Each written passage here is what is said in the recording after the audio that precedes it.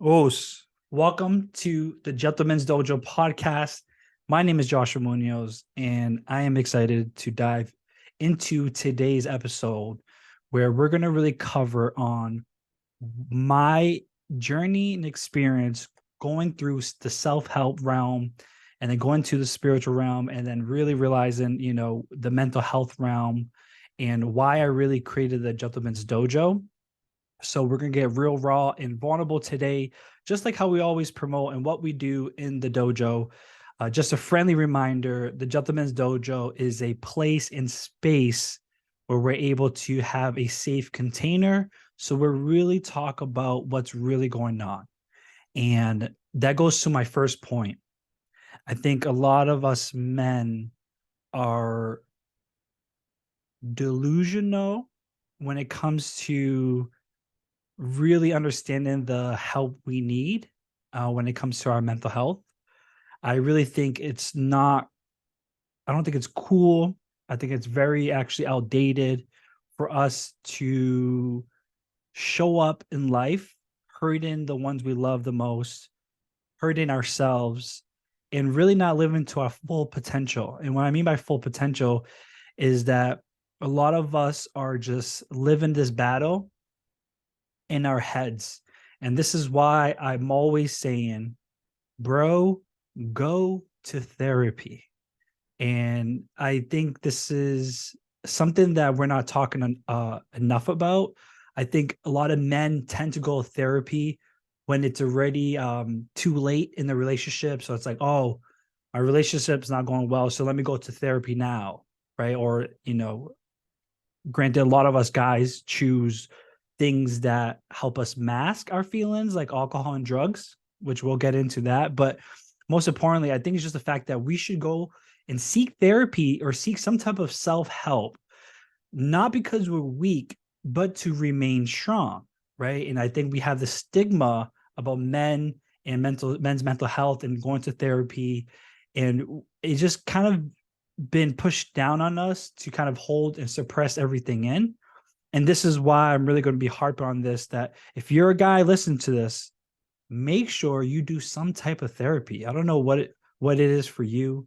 I know we have the Gentleman's Dojo course launching soon, which is going to be a great tool. It may not be the tool that saves everyone, right? All I'm saying is go find something that you can go ahead and reflect and get a chance to really express your emotions and learn how to understand your emotions, learn how to communicate, learn how to really be truly you in the most authentic way. And I think no matter what help you go for, I think the most important help is to realize that you're the one controlling the ship. So make sure you take the time to do that, fellas. Don't let it get to a point where it's too late in a relationship, it's too late in a career, it's too late in your own life where you're able, when then at that point you're like, oh wait, I'm so deep in it, let me go ahead and seek therapy. No, we should be seeking therapy no matter what, because of what we experience and generationally the things that we're breaking and the kind of the man's curse when it comes to not seeking self-help. And I think this is an area where our ladies and our women are surpassing us, because I think, well, I think the reason why our ladies are surpassing us is because they've been suppressed way longer than us, right? So they've actually taken the lead when it comes to really seeking the help and doing things for themselves, aka self-love. And I'm not saying everyone's perfect, and I'm not really putting the men versus women category. What I'm focusing on is us fellas, is us men, and taking the time to really work on ourselves so we can show up fully for ourselves and then for our family and our friends and our loved ones. You're serving nobody when your light's not shining. Okay, so let's make that very clear. So if you're in a dark place, which is where I was when I started all my journeys when it comes to self-help, just let you know that it's not our darkness that fears us, because that's why we're usually in a dark place. It's our light that scares us. And if it wasn't, you wouldn't be stuck in a dark place. And I had to swallow that pill for sure when I was like, what do you mean? I'm not scared of my light. And then realize, a lot of my thought patterns and my kind of processes of how I did things but came from a darker place, which makes sense. Which is why I say, bro, go to therapy, right? Cut the shit. It's important for us to just being real with you, mano to a mano, and the fact that you got to grow some cojones, some bolas, and seek some help because I think it's important. Like I said, it's just like the gym, right? Or when, let's use the dojo reference. The reason why I call the gym as dojo is because for me, my martial arts path and career got me to realize it's a never-ending process, right? And you see all these master instructors, they don't train because they're weak. They don't train because they need to train. They train because there's always room for improvement. And I think us fellas can do a better job on focusing on ourselves and that improvement for ourselves, for our family, and for the rest of our lives. So, end of rant. That's my quick rant of just saying, hey, if you're listening to this, make sure you seek some type of therapy or some type of help. And like I said, if you need help, feel free to reach out to me. This is why I created this dojo, and this is why the course that we're about to launch is going to be a game changer, because it's really going to take us through that path and take you through your own journey to really heal through the things that we never maybe had the time or space to heal from. So, well, let's get into it, ladies and gentlemen. Again, I appreciate for you still sticking on after that rant. I just really want to harp on the fact that I think it's really important for us guys to step up, and I know we can do it. And I think that's a real strength when it comes to seeing my fellow guys, doing some type of self-help work. And what I want to go through is my experience, right? People always say, Josh, like, you have this wisdom, you're doing the Gentleman's Dojo, like, what got you to this space? And, for me, what started, I guess, the Gentleman's Dojo and what I call the dojo is because post high school, I was in I would say, like, I was in a very funky space, which most young men, adults are in post high school, right? I think the programming and the pressure from school to either get into college, to either play sports in college, or that's really the few options, right? They don't really educate us on the options on what it really takes to become successful. And granted, we didn't really know at that age, and I didn't know, right? So, like, when I didn't get into the college I want to go to and ended up going to the community college, for me, I felt like a failure, right? And although I wasn't a failure, but it's just a feeling that I felt, right? So it was very valid that I felt like I was kind of lost. I was at a point where I was like, shoosh, I don't even know what I want to do with my life. I think there's a lot of pressure for us guys to really figure it out. And especially being a person who plays sports my whole life, it felt like, wait a minute, now I don't have sports majority of the year. Now I don't have school, and I can kind of choose what I want to do. It was kind of, kind of a scary place. And it was more of the unknown that was scary for me at that point when I was 19 years old, did not have the tools I have now. And at that moment is where I actually got a chance to link up with one of my best friends, Isaiah Ocasio, which I was just at his wedding, and congratulate him. We were just celebrating love. He just got married, but I got a chance to meet up with them, and I saw him really get into karate to the next level. He's always been the karate guy, and growing up in our kind of city and as a friend group. So, like, we always play sports together, but I never really thought about doing karate. And it was when I found karate that I started finding myself, because it was the first activity where it wasn't necessarily a group activity. Whereas like baseball and basketball, you could kind of blend in. Martial arts and karate was a space where it's like it's an individualized experience in a group setting. So what that means, it was really about me, but we just happened to do it in a group. And, I remember to this day, I was a white belt. I walk into my first karate class because I was just intrigued about it. And granted, this karate school, Ocasio's True Martial Arts, was very character development based. So they're really focused on positivity, confidence, building your self-esteem, right? And these are all concepts that you hear about growing up, but I don't think us guys have been really given or ladies, given the really the tools to develop our self-esteem, to develop our confidence, to develop our discipline, to develop our, to focus more on the spiritual side, right? So this was the first activity that was really focused on mind, body, and soul. And I fell in love because it was the first time I actually saw myself. And what I mean by that is that I think until that point from 0 to 19, it's like I existed, but I really didn't get a chance to appreciate and to honor my own light. So I say that because I said that in the beginning of the podcast, right? It's like we're scared of our own light, not the darkness, and I think I've just been in the darkness for so long at that point that, for me, experiencing that light, that little bit of light um, really made a big impact in my life. So going from being lost to then now fall in love with martial arts because it got a chance, I got a chance to really shine my light, really is what stirred my path to finding help. And at that point doing karate, I didn't think karate was going to be my therapeutic route, right? It's just something that kind of went with my gut. And it just ended up being like something I always did moving forward, is always go with my gut. So I ended up actually dropping out of college to pursue teaching karate because it made such a big impact in my life.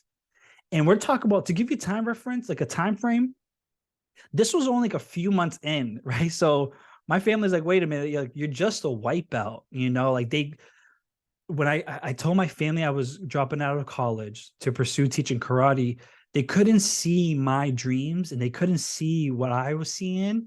And, my best friend Sensei was teaching, running the school, had big visions of like open up multiple schools. He was like, Josh, you could take over, you can be a head instructor one day. And it was really cool. I was really intrigued with it. And he was a person who believed in me before I believed in myself. So it was really a cool experience to seek a help, and especially seeking help from someone who's been my best friend was really cool. And I'm honored we were able to go through that process. But it was, like I said, it was the first time that I saw my light. I was so excited for that process that I was like, you know what? I'm just gonna go all in, right? If I'm feeling this good just as a white belt, I can imagine how I'm gonna feel and keep feeling as I going forward. So karate was the first step for me when it comes to stepping into my light. And, once I dropped out of college and I approached my family, they were all in tears. They're like, what are you doing in your life? Like, do you know what you're doing? And I was like, yeah, I know what I'm doing. Like, I really enjoy this. And, like I said, part of fighting for who you want to become or who you truly are is letting go who you were not. Right. So I get why they were upset, because they only saw the Josh who kind of always just got by. Right. And they're like, well, I don't want Josh to get hurt or anything like that. And it's very valid. But sometimes you have to go against your family if it's in your heart, So when I got into karate, that's when I got into personal development, because part of being a karate instructor at that time was leading by example. So I started reading all these books. I got into Tony Robbins. I got into Brian Tracy, John C. Maxwell. I really became a student of life for the first time in my life. So what I was doing was actually studying topics that I've never been given the opportunity to study, right? So I was studying things like self-discipline. I was studying things like self-growth. I was studying things like how to rewire your brain. I was studying things on how to actually develop happiness, how to build a career, how to build business. So it was a really good experience getting into personal development.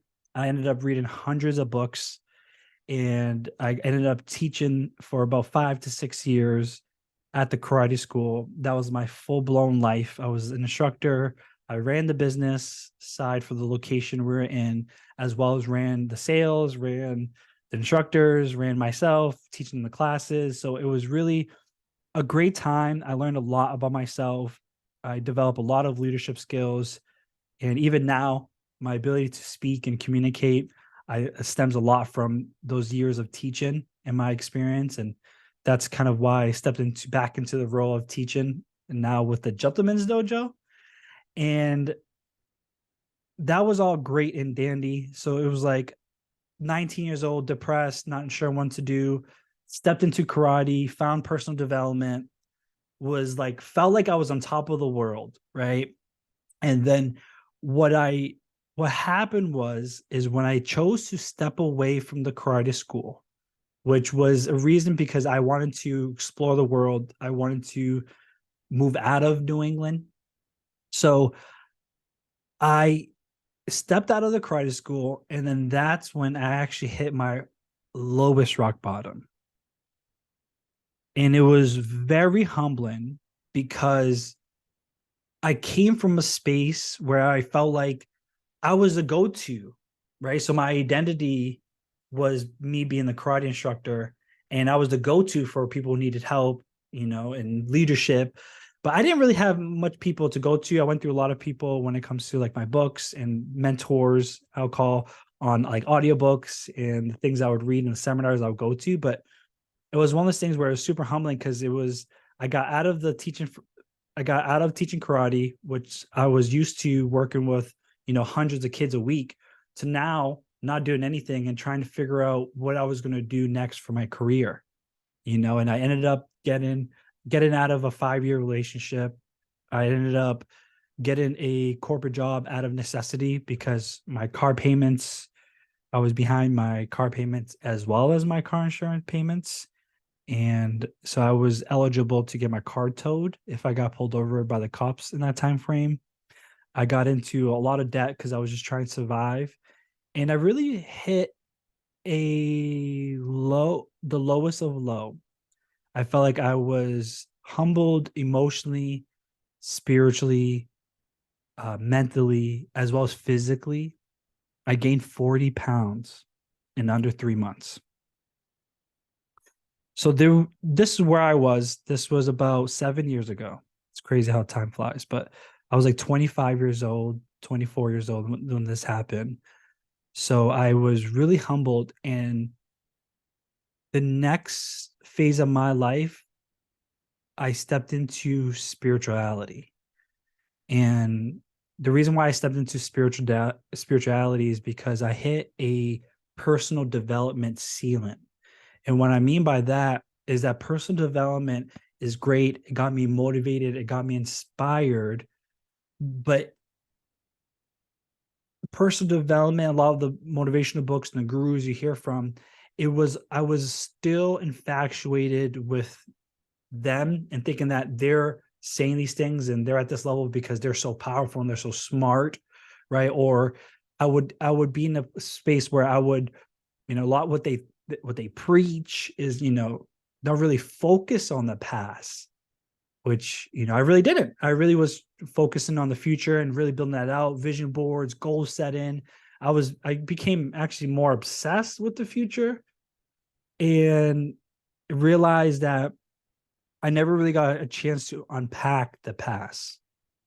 So I stepped into spirituality, which I was kind of forced there humbly because I had nowhere else to look but within. I spent all of my life focusing on, oh, look, my older brother, he's a superstar, he's a role model of this. I focused all my life on like, oh, look at that person's great, they're doing this and they're doing that.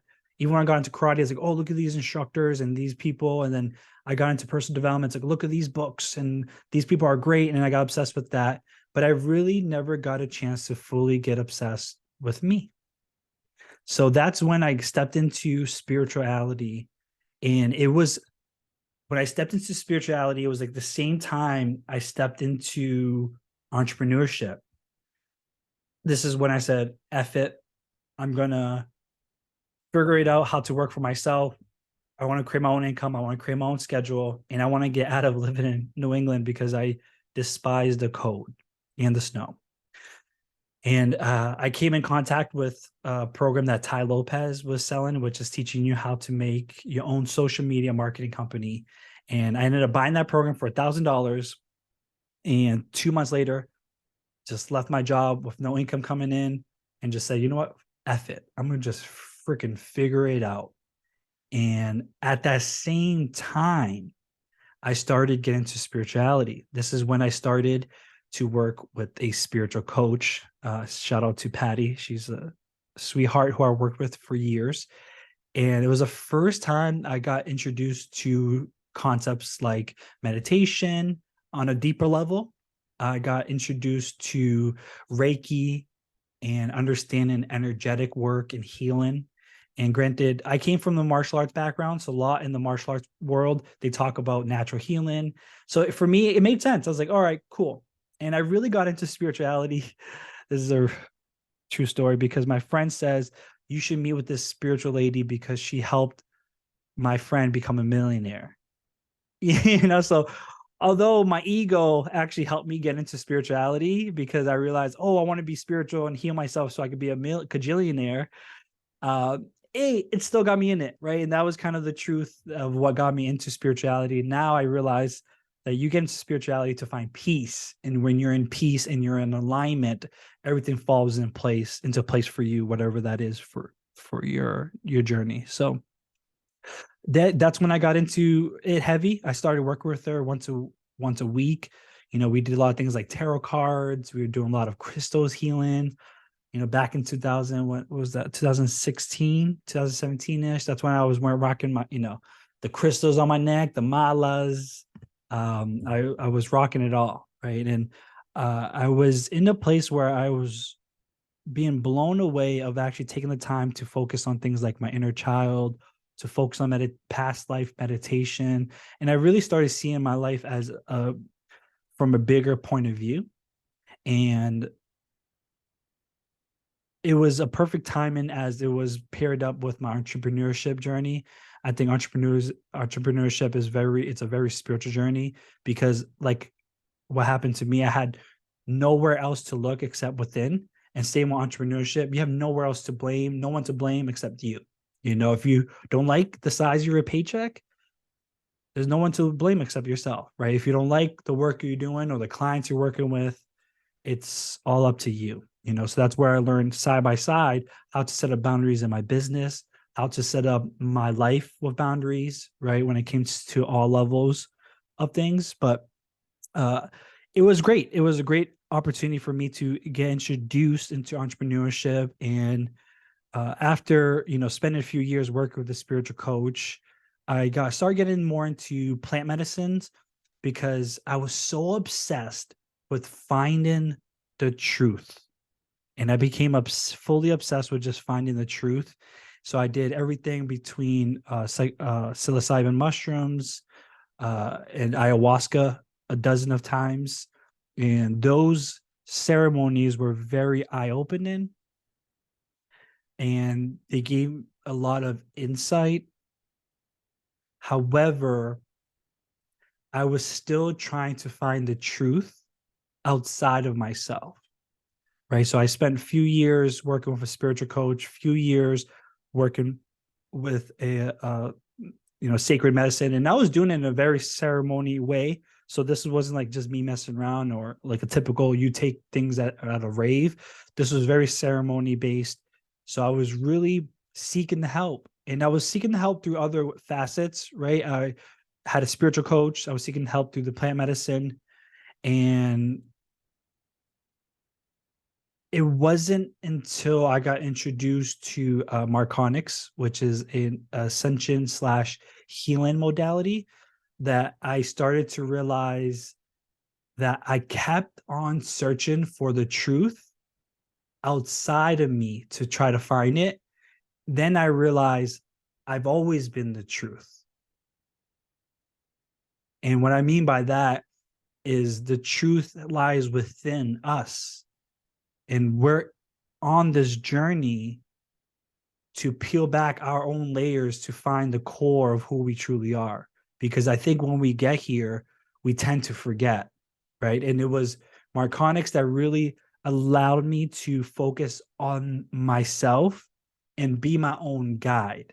And what I mean by that is that our biggest superpower is our discernment and our ability to trust our discernment, because it's a reason why it's one of our biggest feelings, So, that is a quick snapshot of like my experience seeking help in therapy. And there's a lot more details in between the stories, but we're going to be covering it on this path of this Gentleman's Dojo podcast. But I 19 years old, got my first mentor sensei, really focused in on myself, started training martial arts, had his father as a role model too, as my master instructor, started seeking help, went the personal development route, started seeking help through that way, reading books, started to understand myself, starting to understand my self-esteem, discipline, goals, hit a ceiling with that, hit my rock bottom, my worst of the worst. And then I got into deeper versions of spirituality of like, wait a minute, there's the thing called past lives, and there's a thing called energy, and we emit energy, and there's a consciousness. And it was really eye-opening for me to really seek that help through other people. I seek help through plant medicines.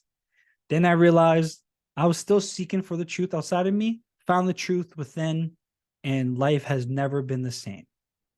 So I give you I want to paint you that journey because it's like I've been on this journey for a decade plus. So I've went through all of the paths one can go through to then just come back to me.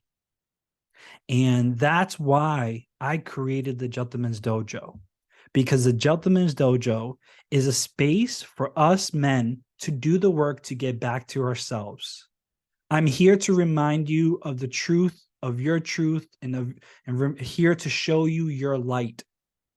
I'm going to do nothing for you in this podcast, in the course I'm going to launch. Anything that I do, I'm not doing anything for you.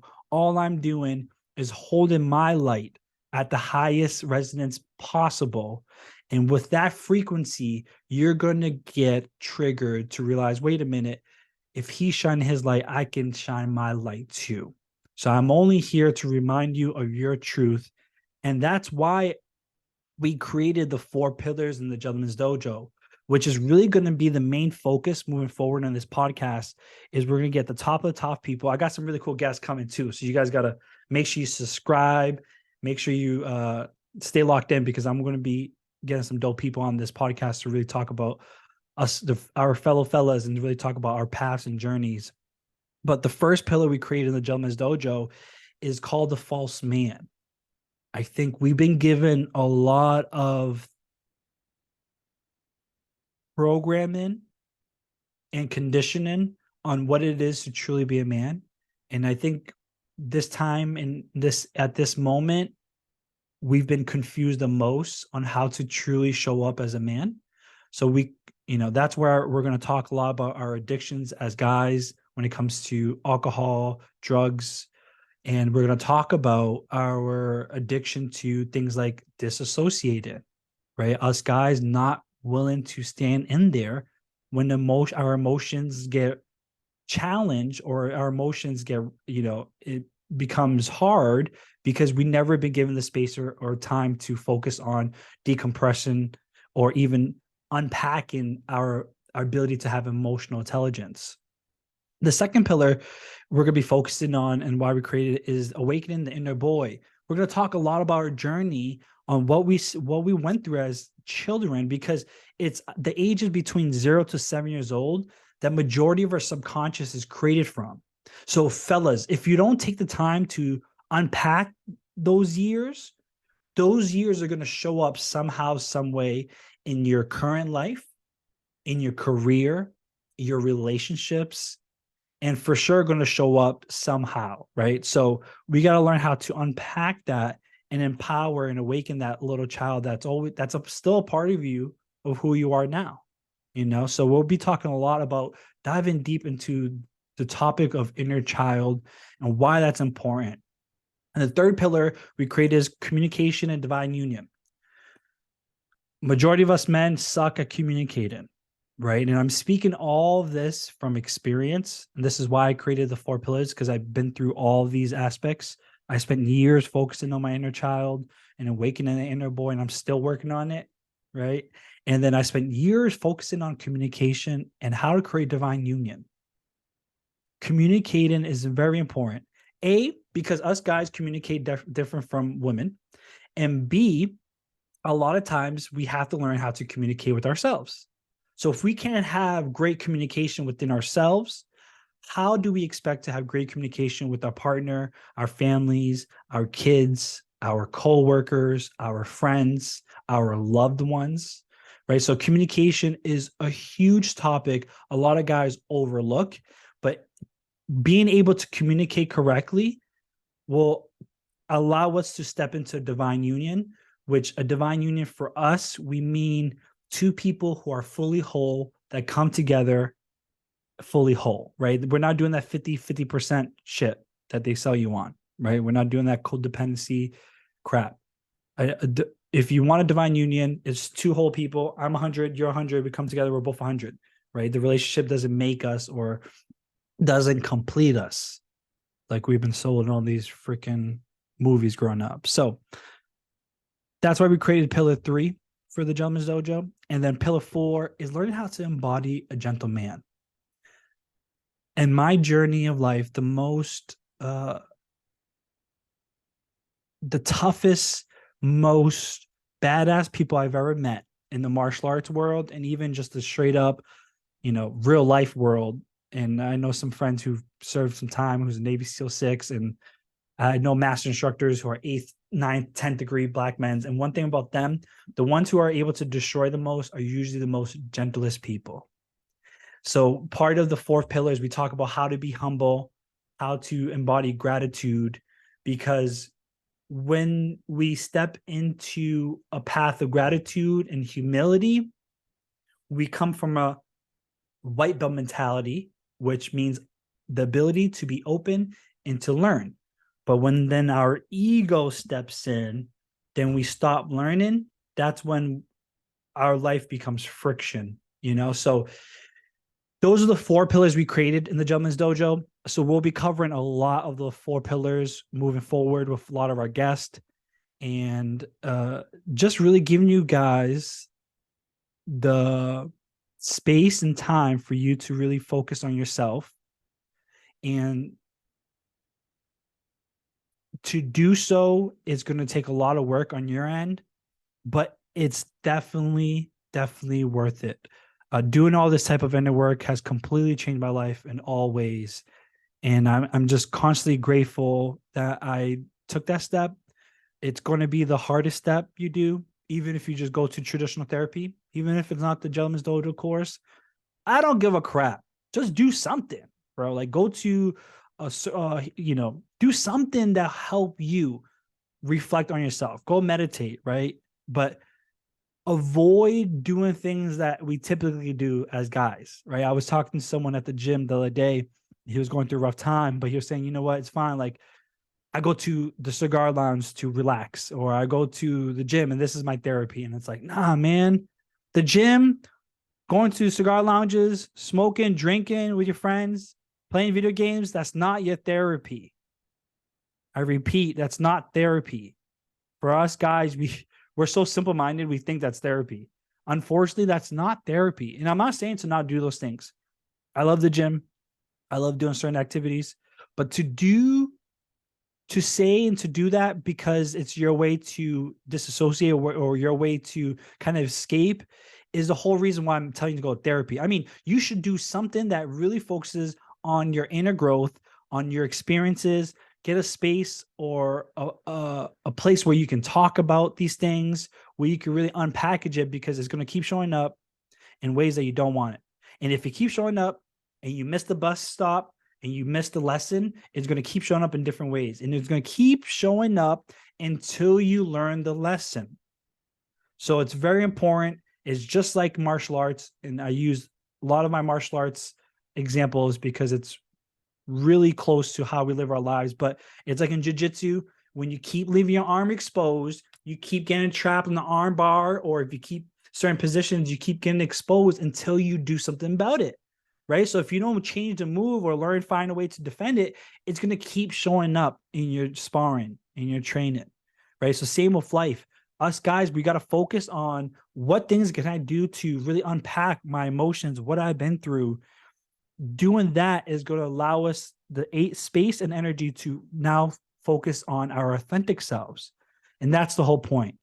My intention is to help you become a sovereign being, which is realizing that you are your own source of power.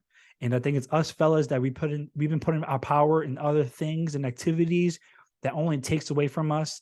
And we can do better than that. So to wrap up today's podcast, I hope you find some type of help within ourselves. It's our program or someone else's program. Please go to therapy, bro. Like, please, the world needs it. We don't need more narcissistic, ego-driven men who are just trying to control and trying to kind of just get by. We need gentlemen who are ready to step up, stop being a little biatch, actually take the time to focus on your inner growth and your healing so you can show up fully as you. We need your light. And if you're a person listening to this who you're on board, then hold on tight, because the episodes that are going to come forward, moving forward after this podcast and just the course that's coming, we're going to be doing this shit. So if you're with me, I applaud you. And if you're not with me, I still applaud you. It's all love no matter what. So as I wrap up today's podcast, I appreciate you guys listening. Today was more of a me going through my experience of what I went through when it comes to self-help and finding my therapy and my help, and how I'm still focusing on that growth at the moment. And also just here to remind you to go find some help. It's important for us guys. So make sure you guys subscribe. And I appreciate you guys listening this far. And I look forward to seeing you guys in more episodes of the Gentleman's Dojo. Os.